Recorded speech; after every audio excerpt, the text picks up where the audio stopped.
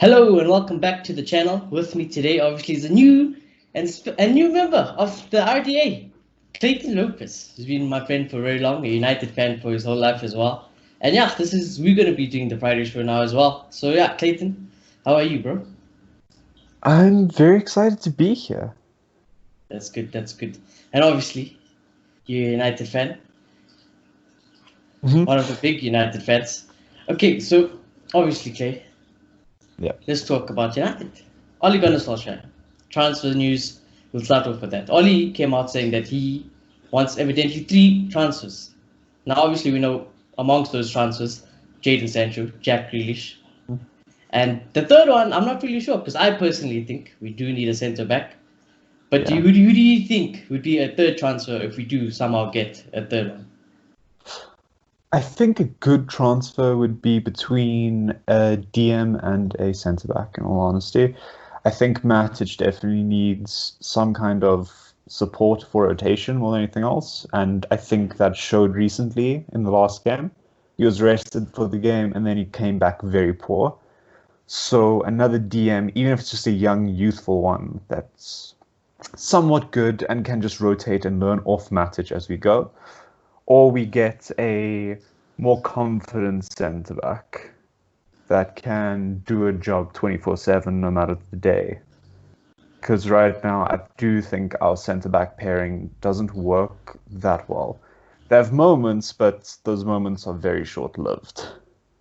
That's true. That's true. And who would you get if you had to bring in either? Okay, who would you get if you had to sign a DM, and who would you get if you had to sign a centre back? Because personally, a DM, obviously, my ideal DM would be someone like an Ndidi, but Yeah. that doesn't look very likely. So I have no idea who would be on the shortlist for a DM. And I think if it is a third transfer, I think we will get a centre back. And for me, if we had to buy any centre back at the moment, for me, without a doubt, it's up and coming. Yeah, that's not a bad shot either.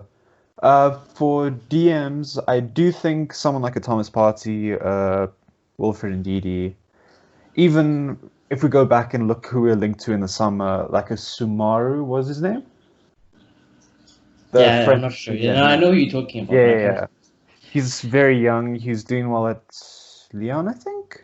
Yeah, Earlier. like that would be a nice option, and he wouldn't be too expensive as well. And at centre back, hmm, it's a bit of a hard one though for centre back.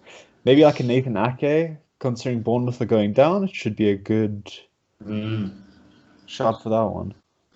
Well, yeah, I think Nathan Ake could be a realistic one. I think a few Mhm. days ago it was coming out from Sky Sports that obviously City put in a bid for Nathan Ake. And, I think with Nathan Ake, I know Marcus and Pelota and them really do like Nathan Ake. It's just, other football pundits and other United fans just somehow think that, people like Nathan Ake, people like Tyrone Mings, they aren't a good fit because they're in the relegation for a reason. Yeah.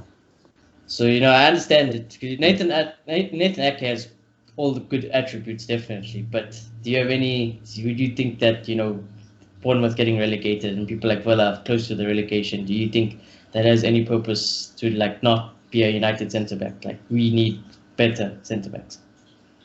Well, I don't think that matters too much. I think Dan James is prime example of that. Playing in League Two for Swansea.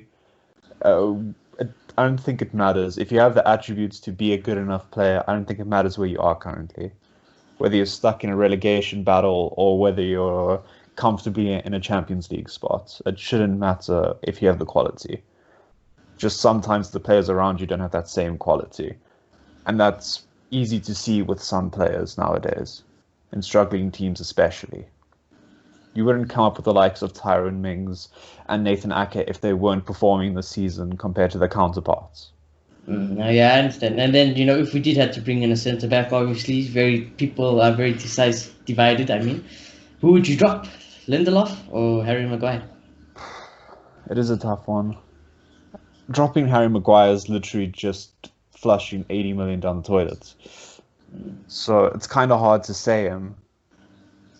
And Lindelof has been a little less consistent than him at the same time.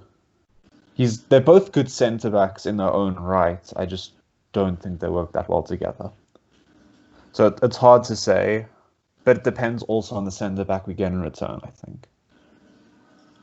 Yeah, no, I think at the moment for me, I'd drop Harry Maguire. I know that he is the captain of Man United. I know he does cost £80 million, but for me, it's not it. Yeah. It's not it. And I think at United you have to be ruthless. And personally, I would even strip him of the captaincy now. I don't see anything that shows that he's the Man United captain at this moment and this season, since he's been giving that armband, to say that that is a captain. A captain looks supposed to be up for it.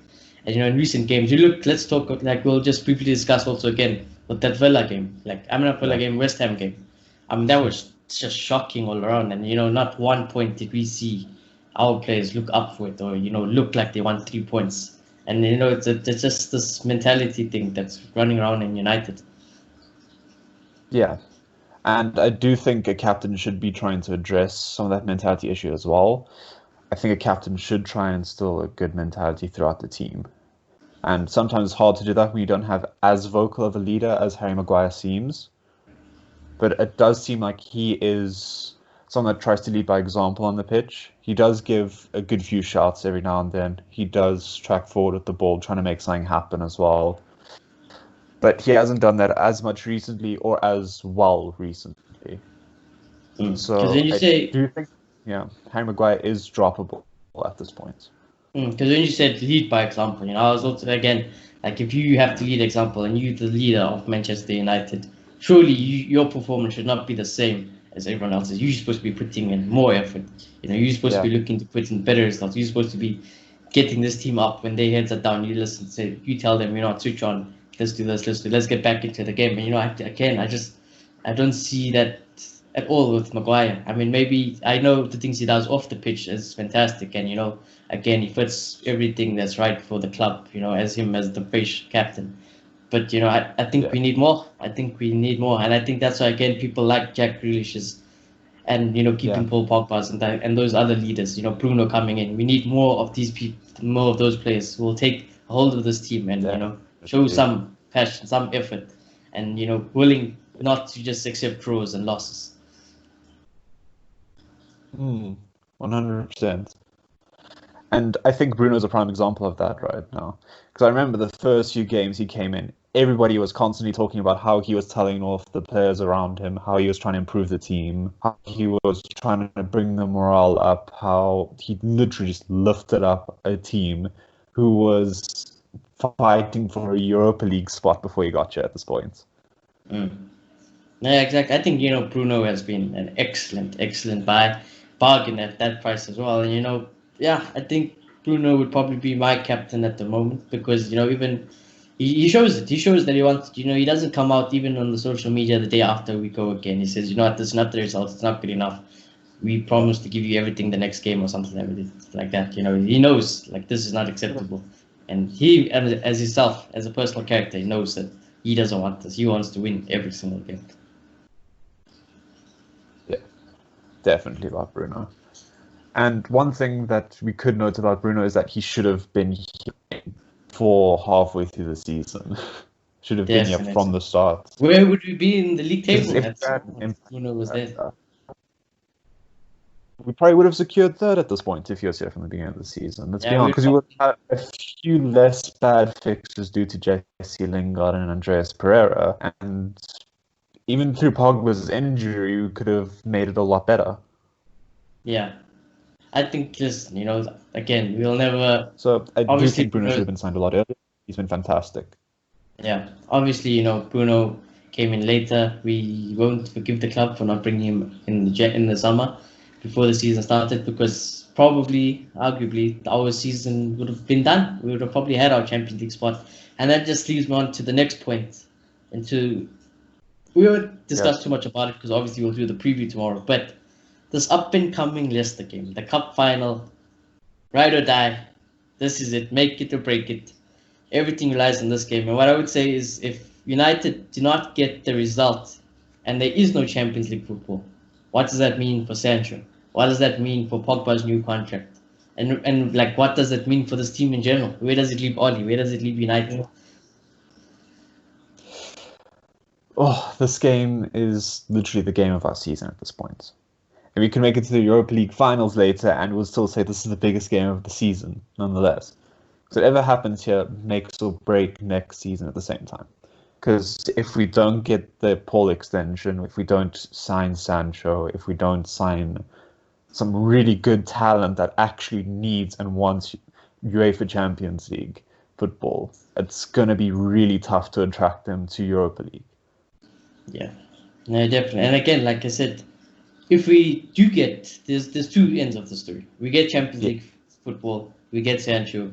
Pogba signs a new contract because he definitely has a vision. Oli has one more season where he can show, like, can he really take it up to the next stage? Yeah. And again, the financial fair package and the package that comes with getting Champions League football.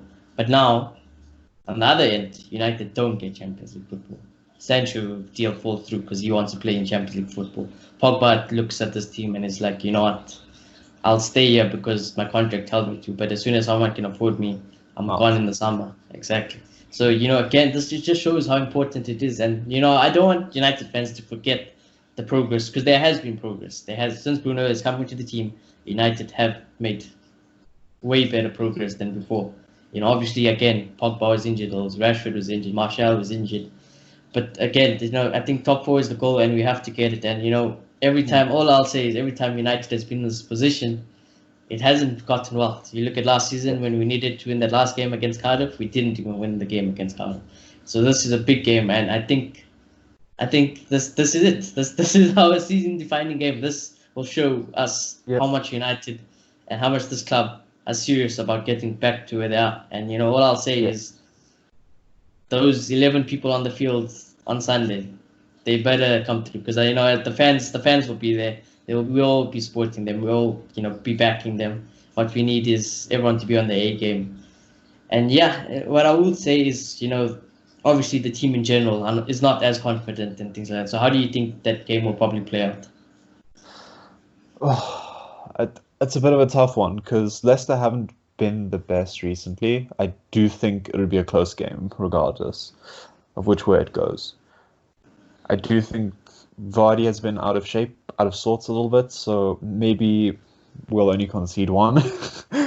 But it's a tough ask. You don't know who you're getting between the sticks that day. You don't know who we're going up against, who they're going up against up front either. Because sometimes Martial pulls out the world class, sometimes he puts in Rosette. And you can't blame the guy, of course, but you just never know which one's going to happen that day.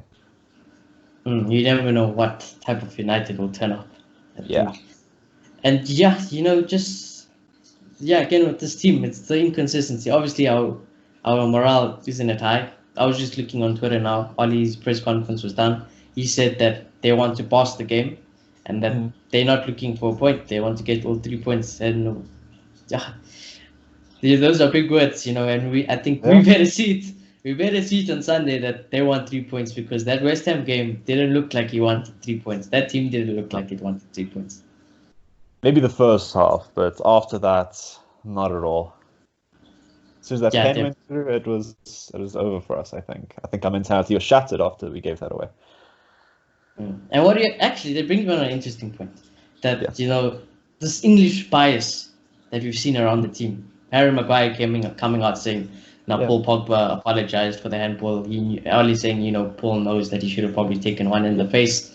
But, again, where's the mainstream media blaming Rashford for his poor performance, blaming Maguire for his poor performance? All the other Englishmen, where Brandon Williams even, I know he's a youth kid, but where is the negative talk about those English players? Yeah. It's few and far between, and I'm not exactly sure why, but Paul Pogba is the focus of a lot of Man United hate. When you slap the word world-class midfielder on someone, you have very high expectations as well. So I do think it's a mixture between everybody feeling really excited about what he can offer the team and compared to what he does sometimes. Because last week he didn't exactly show his class. So the handball is a giant mistake that it's hard to rectify, and he didn't quite do that, but neither did anybody else on the pitch that day. exactly. And again, I just I wanted to stop because obviously everyone knows Paul Pogba is probably my favorite player at Man United, and I'll defend him no matter what. I was defending him even when he did the handball because, like, again, I stand by it. If anyone thinks that they would have taken one in the face, I'll gladly rifle a ball towards your head to see if you do any fair play. If you take it on the chin, fair play. But if you don't, I mean, then what's your point? What is your point? But yeah, I think that the criticism that Paul Pogba gets is a bit unfair. I understand it. I agree with it. I think Paul obviously accepts it as well. But again, as I think again, I could be accused of it as well as United fans that we need to possibly go a lot less harsh on our players because again, it's not just Paul Pogba. Where are the other 10 people on that field? Where's the Brunos? Where's Maguire's again? No one is showing up. No one showed up that day except obviously Mason Greenwood, my son, and Martial, who I thought was also very good.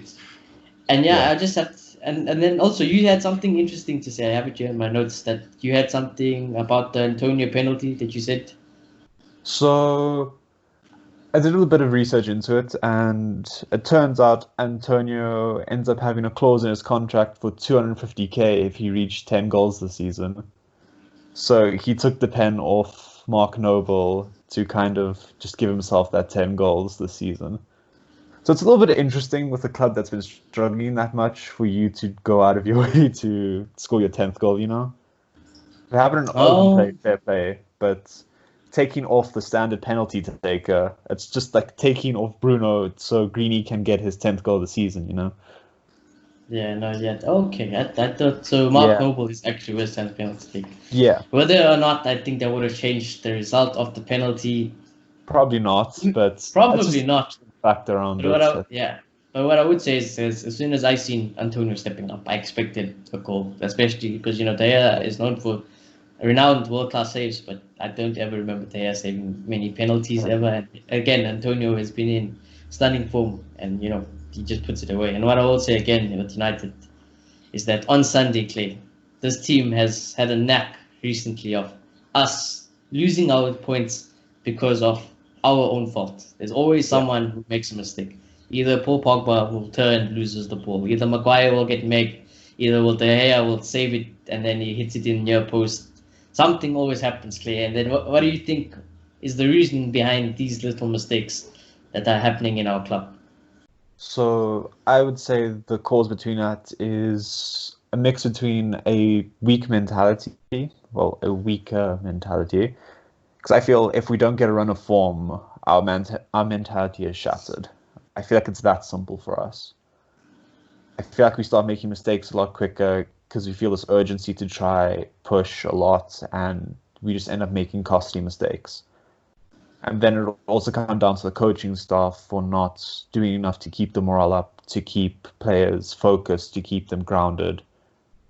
Because you don't always know when you're fuming and you need like a 2-minute little jog quick to burn off some energy, You don't always know when you need that little bit of a mental reset, I guess you could call it. But it doesn't feel like our players have anything like that. It feels like as soon as we lose a game, whether it be by slim margins, whether we get dominated, anything like that, it feels like we come off a lot weaker every time. So you think So you think it's mainly a mentality issue that's making Paul Pogba lose concentration, Maguire just thinking once he gets nutbagged he can't recover from it. Yeah, I think it also would come with the title of being a United player. I think there's a lot of pressure on that in general, and as soon as you don't live up to that, I think it hits you in the head a lot, and it's hard to recover sometimes when it's also yourself beating you down more than anything else.